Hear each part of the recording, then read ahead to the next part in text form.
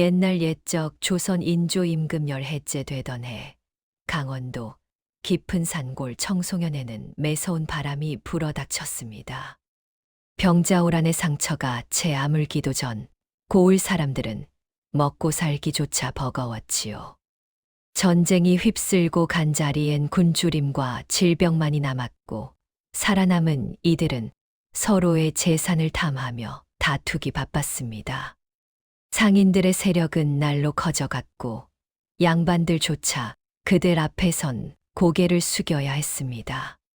사람의 마음 속엔 욕망이 자리 잡았고 고을 전체에는 음산한 기운이 감돌았지요. 그 한겨울 청송현에는 누구도 예상치 못한 비극이 싹 트고 있었습니다. 청송현 장터 한복판 몰락한 상인 집안의 외아들 윤석이 살고 있었습니다. 한때 팔도의 이름을 떨치던 윤가 상단의 적자였으나 아버지가 병으로 세상을 뜨신 뒤 모든 것이 달라졌지요. 계모 홍씨가 집안을 맡게 되었고 윤석은 하루아침에 구박받는 신세로 전락했습니다.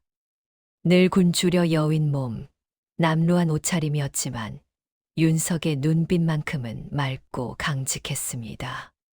순박한 성품에 끈기가 있었고 무엇보다 사람의 마음을 꿰뚫어 보는 영민함을 지녔지요.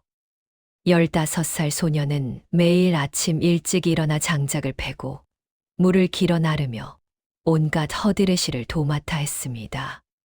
그러나 계모의 매서운 눈초리는 언제나 그를 따라다녔고 따뜻한 말 한마디 건네는 법이 없었습니다. 윤석의 집안은 겉으로만 온전해 보였을 뿐 속은 썩어 문드러지고 있었습니다. 계모 홍씨는 냉혹해 보였으나 그 속내는 누구도 알 수 없었지요. 때로는 윤석을 향해 차가운 말을 내뱉다가도 혼자 있을 때면 깊은 한숨을 내쉬곤 했습니다. 진짜 문제는 숙부 형제들이었습니다. 윤석의 아버지가 세상을 뜨자마자 그들은 상단의 재산을 노골적으로 탐내기 시작했지요. 윤석이 눈에 가시였던 그들은 고을 사람들에게 온갖 헛소문을 퍼뜨렸습니다. 윤석 도령은 불효막심한 자식이라오. 고을 사람들은 홍 씨의 말만 믿고 윤석을 멀리했습니다. 도와주는 이 하나 없었지요. 다만 어릴 적 동무였던 채운이라는 아이만이 가끔 윤석을 걱정스럽게 바라보곤 했습니다. 윤석은 묵묵히 제 할 일을 해냈습니다. 새벽부터 저녁까지 장작을 패고 물을 깃고 마당을 쓸었지요. 손은 터지고 등은 굽었지만 그는 한 번도 불평하지 않았습니다. 그러나 이상한 일이 생기기 시작했습니다. 홍 씨의 눈빛에는 두려움이 어른거렸고 밤마다 대문 밖에서 낯선 발걸음 소리가 들려왔지요. 어느 날 밤 윤석은 창문 틈으로 바깥을 내다보았습니다. 달빛 아래 검은 옷을 입은 사내 둘이 집을 에워싸고 있었습니다. 그들은 무언가를 속삭이다가 이내 어둠 속으로 사라졌지요. 누군가 나를 찾고 있다. 윤석의 가슴 속에 불길한 예감이 싹 텄습니다. 그의 섣달금음 하늘에서는 눈보라가 미친 듯이 몰아쳤습니다. 윤석이 저녁 밥상을 물리고 있을 때 홍 씨가 갑자기 방문을 박차고 들어왔습니다. 그녀의 얼굴은 창백했고 손은 부들부들 떨리고 있었지요. 윤석아. 예, 어머님. 이 집안에서 썩 물러가거라. 윤석은 귀를 의심했습니다. 홍 씨는 평소와 달리 목소리를 높였고 눈에는 눈물까지 맺혀 있었지요. 어머님, 제가 무슨 잘못을. 말대꾸 말고 당장 나가. 다시는 이 집 문턱을 넘지 마라. 윤석은 등 떠밀려 눈보라 속으로 쫓겨났습니다. 문이 쾅 하고 닫혔고 안에서는 홍 씨의 흐느끼는 소리가 새어 나왔습니다. 분노와 서러움이 가슴을 찢었습니다. 윤석은 이를 악물고 발걸음을 옮겼습니다. 그날 밤 그는 계모를 향한 원한을 깊이 품게 되었지요. 눈보라는 사흘 밤낮을 계속되었습니다. 윤석은 산속을 헤매며 나무 뿌리와 눈을 먹으며 버텼지요. 옷은 얼어붙었고 손발은 감각을 잃었습니다. 나흘째 되던 날 그는 더 이상 걸을 수 없었습니다. 이렇게 죽는구나. 눈을 감으려는 순간 누군가 그의 어깨를 흔들었습니다. 일어나거라, 젊은이. 노인의 목소리였습니다. 윤석이 가까스로 눈을 뜨자 흰 수염의 노인이 그를 내려다보고 있었지요. 낡은 도포를 입었으나 눈빛만은 형형했습니다. 누구십니까? 이름은 중요치 않다. 살고 싶으냐? 윤석은 고개를 끄덕였습니다. 노인은 그를 일으켜 세우며 말했지요. 그럼 나를 따르거라. 대신 내가 시키는 대로 해야 한다. 윤석은 망설임 없이 대답했습니다. 그러겠습니다. 그것이 윤석 인생의 첫 번째 선택이었습니다. 노인은 그를 이끌고 깊은 산중의 옛 초옥으로 향했지요. 눈보라 속에서도 노인의 발걸음은 흔들림이 없었습니다. 초옥은 세상과 동떨어진 곳에 있었습니다. 노인은 윤석에게 따뜻한 죽을 먹이고 불을 지펴 주었습니다. 그리고 다음 날부터 가르침을 시작했지요.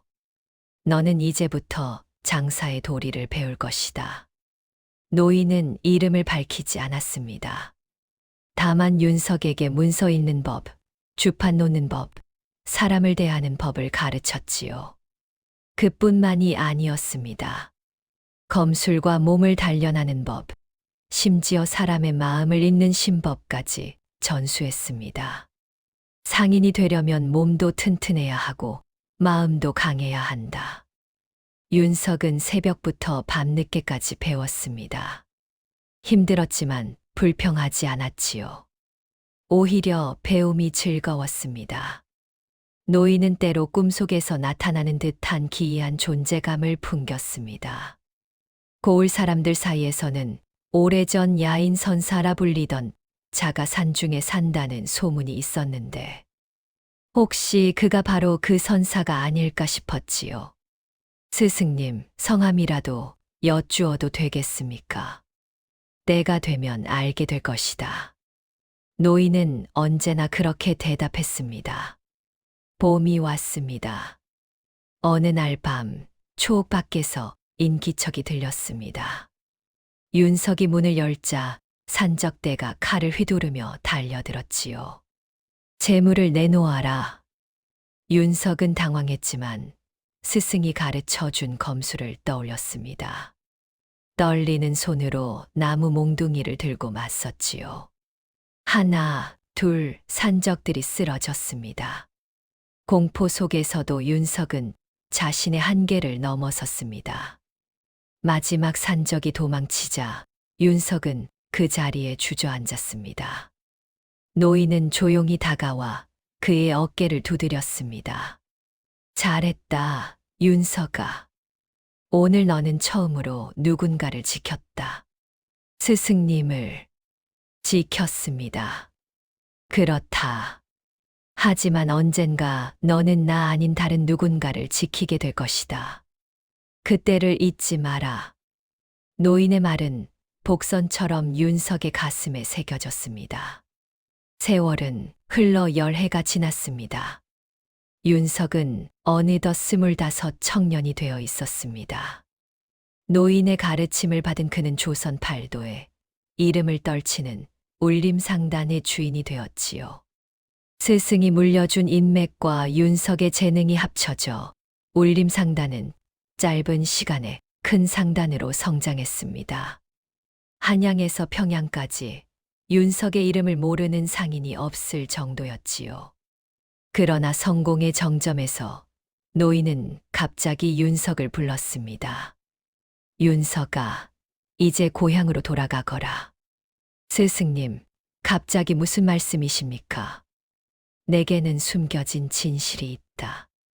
그것을 마주할 때가 되었다. 노인의 눈빛은 심상치 않았습니다. 윤석은 가슴이 철렁 내려앉는 것을 느꼈지요. 제가 무엇을 마주해야 합니까? 가면 알게 될 것이다. 그리고 윤서가 명심하거라. 진실은 때로 칼보다 아프지만 반드시 마주해야 한다. 윤석은 의문과 불안 속에 고향 청송현으로 돌아가기로 결심했습니다. 10해 만에 찾은 고향은 낯설었습니다. 윤석이 이끄는 울림상단의 행렬이 청송현에 들어서자 고을 사람들은 혀를 내둘렀습니다. 저게 누구라더냐? 윤석 도령이라던데 큰 상단주가 되었다지 않소. 그 쫓겨났던 아이가? 사람들의 수군거림을 뒤로하고 윤석은 곧장 옛집으로 향했습니다. 그러나 대문 앞에 선 순간 그는 말문이 막혔지요. 집은 폐가가 되어 있었습니다. 담장은 무너지고 마당에는 잡초가 무성했습니다. 기와는 깨지고 대문은 삐걱거렸지요. 윤석은 조심스럽게 안으로 들어갔습니다. 안채로 향하는데 방 안에서 신음소리가 들려왔습니다. 문을 열자 그곳에는 홍 씨가 병든 채 누워 있었습니다. 한때 냉혹했던 계모는 이제 백발의 노파가 되어 있었지요. 뼈만 앙상하게 남은 몸으로 누워 기침을 하고 있었습니다. 누구시오? 홍 씨가 가까스로 눈을 떴습니다. 윤석을 알아본 그녀의 눈에서 눈물이 주르르 흘러내렸지요. 윤석이구나. 윤석의 눈빛에는 분노와 연민이 뒤섞여 있었습니다. 10해 전 그날 밤의 기억이 되살아났지만 눈앞에 초라한 모습을 보니 마음이 복잡해졌습니다. 윤석은 홍씨 곁에 무릎을 꿇고 앉았습니다. 어머님, 왜 저를 내쫓으셨습니까? 제가 무엇을 잘못했기에? 홍씨는 몸을 떨며 고개를 저었습니다. 잘못한 것이 없다. 윤석아. 그럼 왜입니까? 왜 저를 그토록 매몰차게 대하셨습니까? 홍씨의 입술이 파르르 떨렸습니다. 그녀는 무언가 말하려 했으나 목이 메어 말이 나오지 않았지요. 너를 내쫓은 것은 바로 그때였습니다. 창밖에서 검은 그림자들이 어른거렸습니다. 윤석은 재빨리 몸을 일으켜 창가로 다가갔지요. 누구냐? 대답은 없었습니다. 다만 칼날이 번뜩이는 소리만 들렸을 뿐이었습니다. 홍 씨가 다급하게 윤석의 소매를 붙들었습니다. 윤석아, 도망쳐야 한다. 그들이 왔구나. 그들이 누구입니까? 홍 씨는 떨리는 손으로 장롱 밑을 가리켰습니다. 윤석이 서랍을 열자 낡은 문서 한 뭉치가 나왔지요. 이것을 가져가거라. 모든 진실이 담겨 있다. 윤석은 떨리는 손으로 문서를 펼쳤습니다. 촛불 아래 드러난 글자들은 그의 세계를 송두리째 흔들어 놓았지요. 문서에는 윤가 상단의 진짜 상속자에 대한 기록이 적혀 있었습니다. 윤석의 아버지가 직접 쓴 유서였지요. 그 안에는 충격적인 내용이 담겨 있었습니다. 내 동생들이 재산을 노리고 있다. 내가 죽으면 반드시 윤석을 죽이려 할 것이다. 윤석의 손이 부들부들 떨렸습니다. 홍 씨에게 부탁한다. 윤석을 지켜달라. 어떤 방법을 써서라도. 다음 장에는 더욱 끔찍한 진실이 기록되어 있었습니다. 아버지의 병사가 사실은 독살이었다는 정황, 숙부들이 꾸민 음모의 증거들이 빼곡히 적혀 있었지요. 아버지께서 살해당하셨다고? 윤석은 충격의 말을 잃었습니다. 마지막 장에는 이런 문구가 적혀 있었습니다. 윤석아, 이 글을 읽는다면 너는 이미 살아남은 것이다. 홍 씨를 원망하지 마라. 그녀는 내 어미가 아니지만 누구보다 너를 아낄 것이다. 윤석의 눈에서 눈물이 흘러내렸습니다. 윤석은 문서를 내려놓고 홍 씨를 바라보았습니다. 홍 씨는 눈물을 흘리며 고백했습니다. 내 아버님께서 돌아가시기 전 나에게 부탁하셨다. 어머님, 너를 지키라고 어떤 방법을 써서라도. 그래서 나는 악역을 자처했다. 홍 씨의 목소리는 떨렸습니다. 내가 죽을까 두려웠다. 숙부들이 너를 노리고 있었기에 너를 미워하는 척, 내쫓는 척. 그래야 그들의 눈을 속일 수 있었다. 윤석은 무릎을 꿇고 홍 씨의 손을 잡았습니다. 열해 동안 품었던 원한이 눈 녹듯 사라졌지요. 어머님, 어머님, 미안하다. 윤석아, 너무 매몰차게 대했구나. 윤석의 가슴 속에서 무언가가 무너지고 새로운 무언가가 싹 텄습니다. 분노가 아닌 감사가, 원한이 아닌 사랑이 자리 잡았지요. 이제 알았습니다. 진실을 반드시 밝히겠습니다. 윤석은 새로운 결의를 다졌습니다. 바로 그때 대문이 와르르 무너지는 소리가 들렸습니다. 무사들이 칼을 들고 안채로 쳐들어왔습니다. 그들의 얼굴에는 살기가 가득했지요. 찾았다. 진정한 후계자. 앞장선 무사가 윤석을 가리키며 외쳤습니다. 그 뒤로 익숙한 얼굴 둘이 나타났습니다. 윤석의 큰 숙부와 작은 숙부였지요. 윤석, 오랜만이구나. 큰 숙부의 목소리는 차가웠습니다. 열해 전 잘 도망쳤더니 이제는 큰 상단주가 되어 돌아왔다지. 숙부님들, 설마 그렇다. 내 아비를 죽인 것도 우리다. 그리고 오늘은 내 차례다. 숙부들이 손짓하자 무사들이 일제히 칼을 빼들었습니다.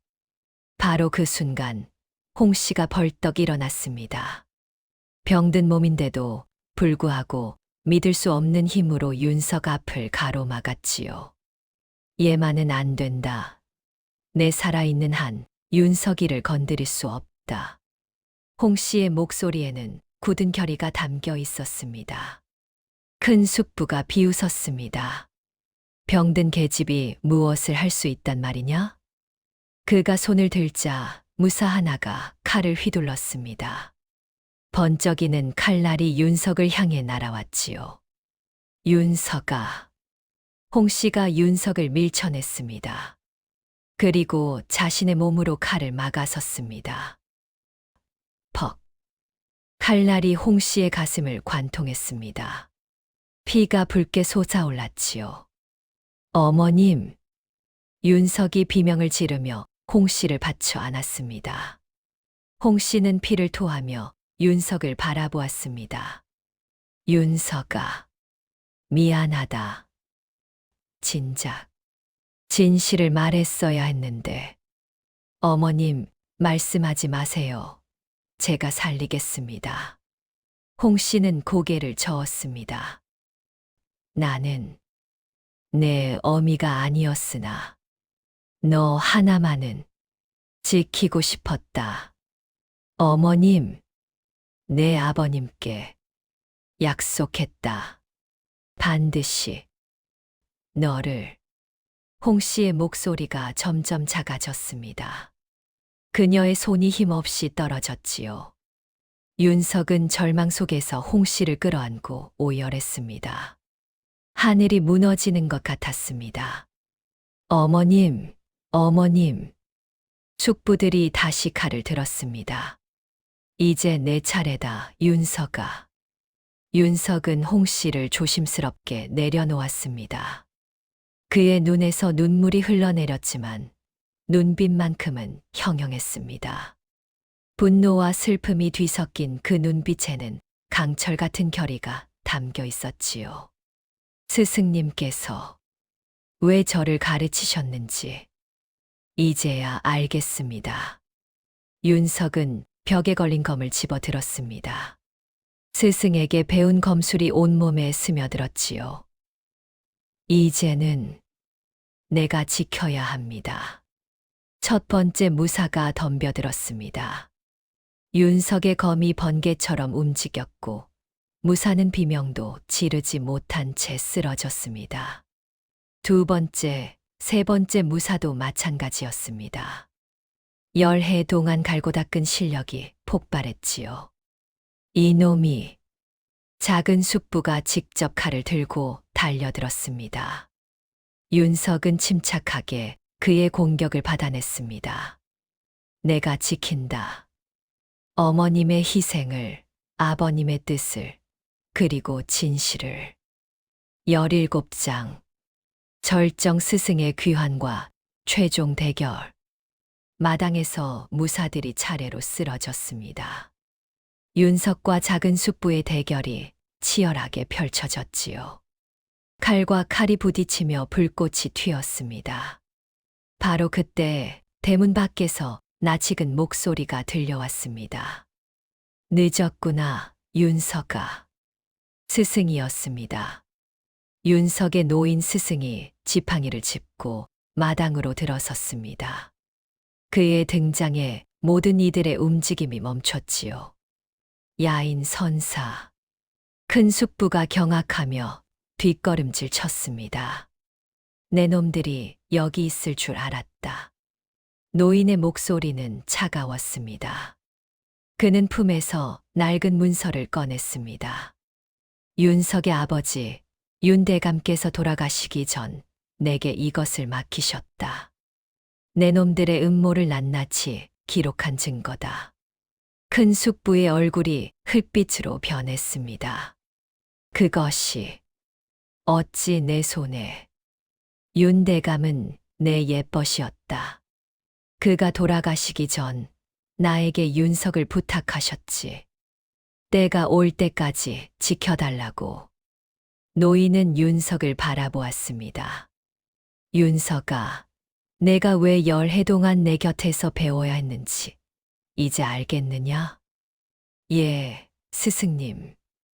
이 순간을 위해서였습니다. 노인이 고개를 끄덕였습니다. 그렇다. 내 아버지의 원한을 풀고 진실을 밝히고 윤가 상단을 되찾는 것. 그것이 내 운명이다. 큰 숙부가 칼을 빼들었습니다. 늙은이가 주제넘게 죽여라. 남은 무사들이 일제히 달려들었습니다. 그러나 노인은 지팡이 하나로 그들을 제압했지요. 지팡이가 허공을 가르자 무사들이 하나둘 쓰러졌습니다. 윤석도 다시 검을 들었습니다. 스승과 제자가 함께 싸우며 숙부들을 몰아붙였지요. 형님, 이러다간. 작은 숙부가 도망치려 했으나 노인의 지팡이가 그의 발목을 걸었습니다. 어디로 가려느냐? 죗값을 치러야지. 결국 큰 숙부와 작은 숙부 모두 무릎을 꿇었습니다. 윤석은 그들 앞에 섰습니다. 아버님을 죽이고 어머님을 죽이고 그 죄 10,000번 죽어도 모자랄 것입니다. 큰 숙부가 고개를 들어 윤석을 노려보았습니다. 우리가 죽으면 내가 뭘 얻을 수 있단 말이냐? 진실입니다. 그것으로 충분합니다.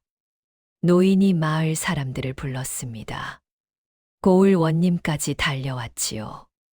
스승은 모든 증거를 내보이며 숙부들의 죄를 낱낱이 고발했습니다. 18장. 진실의 완전한 드러남. 마을 사람들은 충격에 휩싸였습니다. 원님이 문서를 살펴본 뒤 엄숙하게 말했습니다. 윤대감의 동생들이 형을 독살하고 재산을 가로챘다니. 이는 역적 행위와 다름없소이다. 큰 숙부와 작은 숙부는 결박되어 끌려갔습니다. 그들은 끝까지 발버둥 쳤지만 소용없었지요. 윤석은 홍 씨의 시신 곁으로 돌아갔습니다. 스승이 그의 어깨에 손을 얹었습니다. 윤석아, 아직 내가 알아야 할 것이 하나 더 있다. 노인은 품에서 마지막 문서를 꺼냈습니다. 그것은 윤석 아버지의 친필이었지요. 윤석은 떨리는 손으로 문서를 펼쳤습니다. 나의 아들 윤석에게. 이 글을 읽는다면 나는 이미 이승에 없을 것이다. 그리고 너는 많은 고통을 겪었을 것이다. 홍 씨를 원망하지 마라. 그녀는 내 친어머니가 아니지만 세상 그 누구보다 너를 아낄 사람이다. 내가 홍 씨에게 부탁했다. 내 후견인이 되어 달라고. 필요하다면 악역이 되어서라도 너를 살려달라고. 홍 씨는 그 약속을 지켰다. 자신의 모든 것을 희생하면서까지. 윤석아, 이제 너는 진실을 알았다. 울림상단은 원래 내 것이었다. 내가 되찾아야 한다. 그리고 홍 씨를 용서해 다오. 아니, 그녀에게 감사해 다오. 너의 아버지가. 윤석은 편지를 읽으며 눈물을 흘렸습니다. 모든 복선이 하나로 이어졌습니다.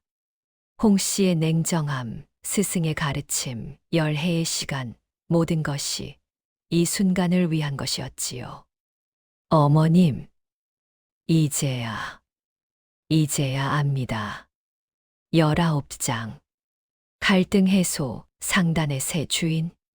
숙부들은 법에 따라 엄한 벌을 받았습니다. 원님의 판결로 그들은 유배형에 처해졌고 부정하게 차지했던 재산은 모두 윤석에게 돌아왔습니다. 울림상단은 정식으로 윤석이 상단주가 되었습니다. 열해 전 쫓겨났던 소년이 이제는 조선 팔도에 이름을 떨치는 대상인이 된 것이지요. 윤석은 홍 씨의 장례를 정성껏 치렀습니다. 청송연에서 가장 좋은 자리에 묘를 마련하고 비석을 세웠습니다. 자애로운 어머니 홍 씨의 묘. 장례식에는 마을 사람들이 모두 모였습니다. 한때 윤석을 외면했던 그들도 이제는 고개를 숙였지요. 윤석 도령, 그간 오해하여 죄송하였소. 윤석은 담담하게 고개를 끄덕였습니다. 괜찮습니다. 이제는 모든 것이 밝혀졌으니까요. 어릴 적 동무채운도 찾아왔습니다. 그녀는 윤석을 보며 눈물을 흘렸지요. 윤석, 오라버니. 그간 얼마나 힘드셨을까요? 이제는 괜찮습니다, 채운아. 스승도 곁에 있었습니다. 윤석은 스승에게 깊이 절했습니다. 스승님, 은혜를 어찌 갚아야 할지. 내가 바른 길을 걷는 것, 그것이 곧 은혜를 갚는 길이다.